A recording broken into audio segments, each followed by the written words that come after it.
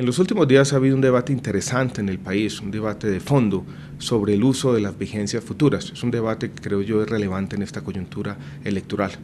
Las vigencias futuras son compromisos de gasto que se definen en el actual gobierno, pero que tienen que ejecutar los gobiernos futuros. Muchas de estas vigencias futuras se extienden hacia el año 2020, año 2025, hacia el futuro lejano. El presidente Uribe defendió en los últimos días el uso de las vigencias futuras para la ejecución de proyectos de infraestructura, aduciendo que son necesarias, y yo creo que tiene razón. Pero el debate no es sobre la teoría de las vigencias futuras, es sobre la práctica, sobre cuál debe ser su uso y cuántas pueden otorgarse en un momento determinado.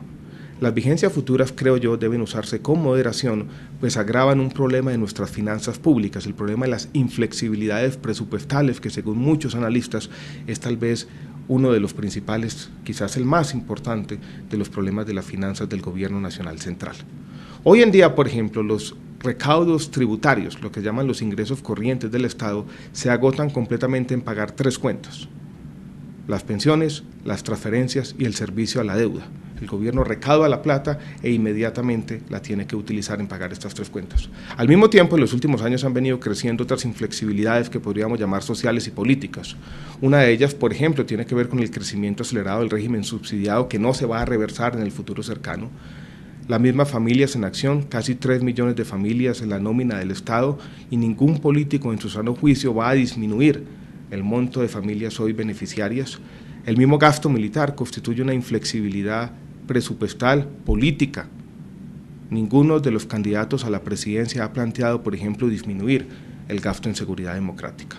A estas inflexibilidades habría que sumar ahora las vigencias futuras que viene otorgando el gobierno de manera acelerada, sobre todo en las últimas semanas.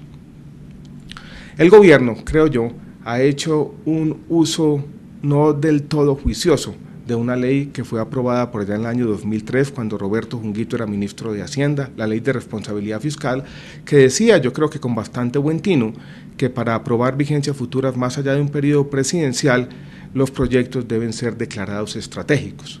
Lo que ha hecho el gobierno, en particular el Consejo Nacional de Política Económica y Social, es declarar un montón de proyectos estratégicos. Podríamos decir que el concepto de estratégico se ha venido perdiendo, pues cuando todo es estratégico, nada lo es.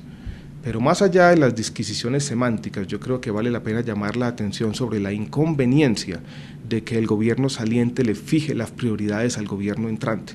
Yo creo que hay allí por lo menos una falta de elegancia democrática.